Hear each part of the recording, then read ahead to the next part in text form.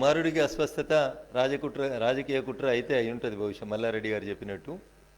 ఎందుకంటే ఈ మధ్యన గౌరవ ప్రజాప్రతినిధులకు ఎవరికి నోటీసులు ఇచ్చినా గుండె నొప్పి వచ్చిందని దవాఖానికి పోతా ఉన్నారు. నేను ఒక 30 సంవత్సరాల నుంచి ప్రాక్టీస్ చేస్తున్నటువంటి ఒక అడ్వకేట్గా నాది సమాజం ముందు, తెలంగాణ ప్రజల ముందు నాది ఒక ప్రశ్న. నిన్న మొన్నటి దాకా మంచిగా ఉన్నటువంటి వ్యక్తి, నిన్న పొద్దుల వాకింగ్ చేసినటువంటి వ్యక్తి, మంచిగా ఆరోగ్యంగా ఉన్నటువంటి వ్యక్తులకి ఈడీ నోటీసులో, ఐటీ నోటీసులో రాగానే గుండె నొప్పి ఎందుకు వస్తుందో నాకు అర్థమైతే లేదు.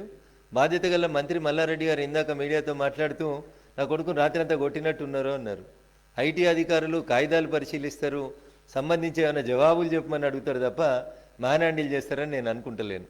ఒక బాధ్యత గల మంత్రి స్థానంలో ఉన్న ఆయన రాజకీయ కోణం లోపల మాట్లాడడం అనేది బాధాకరమైనటువంటి విషయం. నేను భారతీయ జనతా పార్టీ నాయకులైనా, కాంగ్రెస్ నాయకులైనా, కమ్యూనిస్ట్ నాయకులైనా ఎవరైనా చట్టం ముందు అందరూ సమానమైనటువంటి విషయాన్ని మేమందరం నమ్మాలే. రాజ్యాంగం మీద ప్రమాణం చేసి మీరందరూ కూడా మంత్రులైనరు కాబట్టి కక్ష సాధింపు అనేది ఏముండదు. అనుమానం వచ్చినప్పుడు అసలు ఆ కేసులో మల్లారెడ్డి గారి దగ్గర పనిచేసి మల్లారెడ్డి గారితో చాలా కాలం ఉండి మల్లారెడ్డి గారిని విభేదించిపోయిన వాళ్ళే ఇన్కమ్ ట్యాక్స్లో కంప్లైంట్ ఇచ్చారు అనేది మాకున్న సమాచారం. ఫ్యాక్ట్స్ని వెరిఫై చేసుకోవడానికి మీ ఇంటికి వచ్చిండ్రు. ఫ్యాక్ట్స్ ఉంటే చెప్పండి, లేకపోతే లేదు. సెల్ ఫోన్ తీసుకుపోయి చెత్తబుట్టలు దాచిపెట్టుకోవడం, ఫైల్ ఎత్తుకుపోయి పక్కింట్లలో పెట్టడం చేస్తున్నారు అంటేనే మీరు ఏదో సస్పీషియస్ క్యారెక్టర్గా వాళ్ళ కనబడి ఉంటారు తప్ప ఏ అధికారి కూడా, నాకు తెలిసి నాకున్నటువంటి 30 సంవత్సరాల ఈ వకాలత్ ఫీల్డ్ ఎక్స్పీరియన్స్ తోటి నేను చెప్తుంది, ఏ అధికారి కూడా చట్టాన్ని తన చేతులకు తీసుకొని ఎవరిని పడితే వాళ్ళని కొడతారని నేను అనుకోను. మరి మల్లారెడ్డి గారు లాంటి బాధ్యతాయుత స్థానంలో ఉన్నటువంటి వ్యక్తి అట్లా మాట్లాడడం అనేది బాధాకరం. చట్టం ముందు అందరూ సమానమే. రేపు నాకు నోటీసులు వచ్చినా నేను పోవాల్సిందే, మీకు నోటీసులు వచ్చినా మీకు పోవాల్సిందే. చట్టాన్ని అందరూ గౌరవించాల్సిందే అనేది నేను ఈ సందర్భంగా మంత్రి గారికి చెప్పదలుచు. ఇది బాధ్యతారహితమైనటువంటి స్టేట్మెంట్. మీరు బాధ్యతాయుతంగా ఎట్లయితే మంత్రిగా ఉన్నారో, మీరు బాధ్యతాయుతంగా ఎట్లయితే కాలేజీలు నడుపుతున్నారో, అట్లే ఇన్కమ్ ట్యాక్స్ అధికారులకు కూడా కంప్లైంట్ వచ్చినప్పుడు ఎవరింటినైనా రైడ్ చేసేటువంటి అధికారం ఉంటుంది. దాన్ని కాదనేటువంటి హక్కు మీకు లేదు. నేను మంత్రిని కాబట్టి నా ఇల్లు రైడ్ చేయొద్దు అని ఎట్లా అనగలుగుతారు? మీరు మంత్రే కదా, మీరు చట్ట ప్రకారమే నడుపుతున్నారు కదా సంస్థలు. మీ సెల్ ఫోన్ తీసుకుపోయి డస్ట్బిన్లో దాచిపెట్టుకోవాల్సినటువంటి అవసరం ఏమొచ్చింది అనేది మంత్రి గారు చెప్పాలి.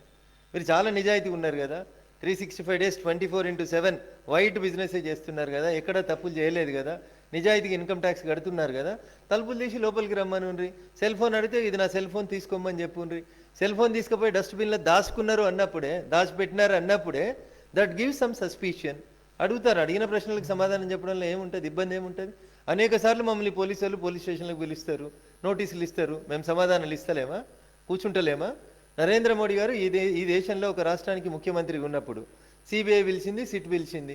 పొద్దున పోతే సాయంత్రం దాకా కూర్చున్నారు కదా వారు సిట్ ముందు. వారు అడిగిన అన్ని ప్రశ్నలకు సమాధానం చెప్పిండ్రు కదా. నేను గుజరాత్ ముఖ్యమంత్రిని, గుజరాత్లో బంద్ చేయండి అని పిలిపియలేదు నరేంద్ర మోడీ గారు ఎప్పుడు కూడా. అమిత్ షా గారిని అరెస్ట్ చేసిరు గుజరాత్ హోంమంత్రి హోదాలో ఉన్నప్పుడు. పోయి మొత్తం తగలబెట్టుర్రి, బస్సులు తగలబెట్టుర్రి, పోయి దాడులు చేయరు కాంగ్రెస్ పార్టీ మీద అని చెప్పిండ్రా? చెప్పలేదు. మేము సమాజాన్ని, చట్టాన్ని గౌరవించేటువంటి వ్యక్తులం కాబట్టి మాకు నోటీసులు ఇస్తే మేము పోతున్నాం. మీకు నోటీసులు ఇచ్చినప్పుడు మీరు సమాధానం చెప్పండి. దాన్ని ఏదో రాజకీయ కక్ష, 200 మంది రైడ్ చేస్తారు అంటే, మీకు 50 కాలేజీలు ఉన్నాయి, 200 ఇండ్లు ఉన్నాయి, 300 అకౌంట్లు ఉన్నాయి కాబట్టి అన్నింటినీ ఏకకాలంలో చేయాలి కాబట్టి చేసి ఉంటారు. దాన్ని మీరు అంతే గౌరవప్రదంగా స్వీకరించాలనేది మంత్రి గారికి నా సూచన. ఎవరి మీద కూడా ఇన్వెస్టిగేటింగ్ ఏజెన్సీస్ వెంజెన్స్ పాలిటిక్స్ చూపెట్టాయని నేను అనుకుంటా ఉన్నాను. చూపిస్తే మీరు నిరూపించుకోవడానికి మీకు న్యాయస్థానాలు ఉంటాయి, న్యాయస్థానాల ముందుకు రండి. ఇప్పుడు ఈ రాష్ట్ర శాసనసభలో 119 మంది ఎమ్మెల్యేలు ఉన్నామన్నా. కాంగ్రెస్ వాళ్ళు కూడా ఉన్నారు, బీజేపీ వాళ్ళు కూడా ఉన్నారు, ఎంఐఎం వాళ్ళు కూడా ఉన్నారు, అట్లే టీఆర్ఎస్ పార్టీ ఎమ్మెల్యేలు కూడా ఉన్నారు. టీఆర్ఎస్ పార్టీకి 104 మంది ఎమ్మెల్యేలు ఉన్నారు.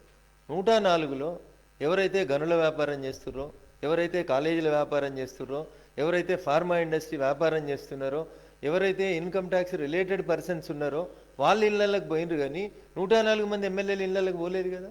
చట్టం ముందు అందరూ సమానమే. చట్టం దృష్టిలో తప్పు చేసినటువంటి వ్యక్తి శిక్షను అనుభవించాలి, చట్టాన్ని ఎదుర్కోవాలి. ఎందుకో గంగుల ఇంటికి ఎందుకు పోయినరు, రసమయ్య బాలకిషన్ ఇంటికి ఎందుకు పోలేదు, ఆందోళన క్రాంతి చంటికిరణ్ ఇంటికి ఎందుకు పోలేదు, లేకపోతే జహీరాబాద్ ఎమ్మెల్యే మాణిక్రావు ఇంటికి ఎందుకు పోలేదు, మెదక్ ఎమ్మెల్యే పద్మాదేవేందర్ రెడ్డి గారి ఇంటికి ఎందుకు పోలేదు?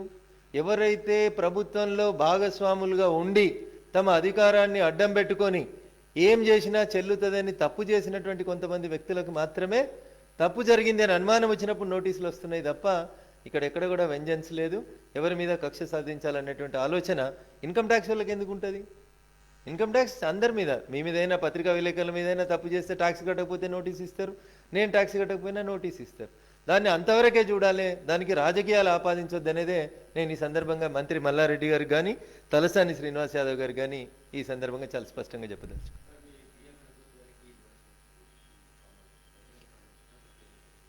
హాయ్ ఫ్రెండ్స్, మా టుడే టుమారో యూట్యూబ్ ఛానల్ చూస్తున్నందుకు చాలా థ్యాంక్స్.